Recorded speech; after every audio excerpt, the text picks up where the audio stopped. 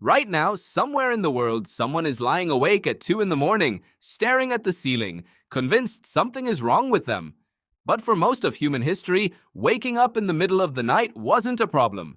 It might have actually been normal. Historian Roger Ekirch spent years digging through old diaries, court records, and medical texts from pre-industrial Europe. What he found was strange. Over and over, ordinary people described two distinct sleeps each night, separated by an hour or two of quiet wakefulness. They called it first sleep and second sleep. After first sleep ended, people didn't panic. They got up, they prayed, they talked with a spouse. Some did small chores, some simply lay there thinking. Then, after an hour or so, they drifted back into second sleep until morning.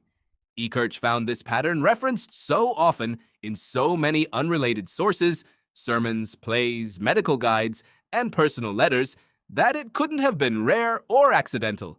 Before gaslighting and electric bulbs, nights were long and dark for most of the year, especially in winter.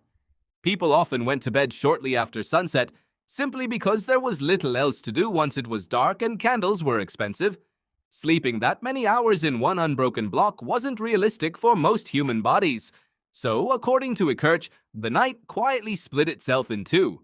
Here's where the story gets more complicated and more interesting. Decades after Ekirch's research, sleep scientist Jerome Siegel at UCLA wanted to test whether segmented sleep was a universal human pattern, not just a European one. His team studied 3 modern hunter-gatherer and forager societies with no electricity: the Hadza in Tanzania, the San in Namibia, and the Tsimané in Bolivia. These communities live about as close to a pre-industrial lifestyle as exists today. The results surprised almost everyone. None of these groups split their sleep into 2 segments. They slept in one consolidated block, going to bed several hours after sunset and waking before sunrise, getting roughly 6.5 to 7 hours of fairly continuous sleep. No widespread napping, no middle-of-the-night wakeful period built into their routine. Siegel's team also found something else worth noting. None of these groups reported chronic insomnia at rates anywhere close to what's common in modern industrialized societies, despite sleeping fewer hours on average than most sleep guidelines recommend today. So which version is the natural one? The honest answer is neither exactly. What both studies actually reveal is that human sleep is far more flexible than we assume. Climate, light exposure, culture, and daily demands all shape how a population sleeps. Cold European nights stretching 14 hours in winter created very different conditions than the consistent, near-equatorial daylight many forager societies experience. Sleep adapted to its environment in each case, rather than following one fixed, ancient blueprint. What this means for you is more important than picking a side in a historical debate. Modern life introduced something neither of these older patterns had to deal with: a culture that treats any nighttime wakefulness as a personal failure. If you wake up at 2 a.m. and stay alert for 45 minutes, that doesn't necessarily mean something is broken.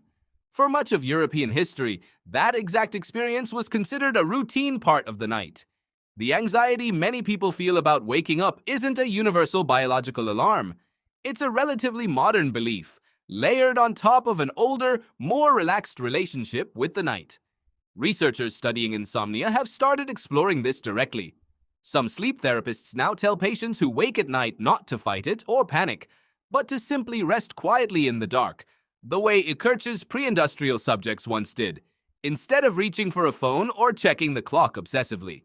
Checking the time repeatedly, research suggests, tends to spike anxiety and make falling back asleep harder, not easier. The goal isn't forcing one continuous block of sleep. It's removing the layer of fear that turns a normal nighttime wakeful period into a spiral of stress that actually makes falling back asleep harder. So the next time you wake up in the dark and your mind starts racing about lost sleep, consider a different question. Maybe your ancestors weren't lying awake worried about insomnia at all. Maybe some of them were just lying there, quietly thinking, waiting for second sleep to come, the same way you are right now. If this kind of deep dive into the hidden psychology of everyday life is something you enjoy, subscribe for more videos like this one. Share it with someone who needs to hear it, and follow along so you don't miss what's coming next week.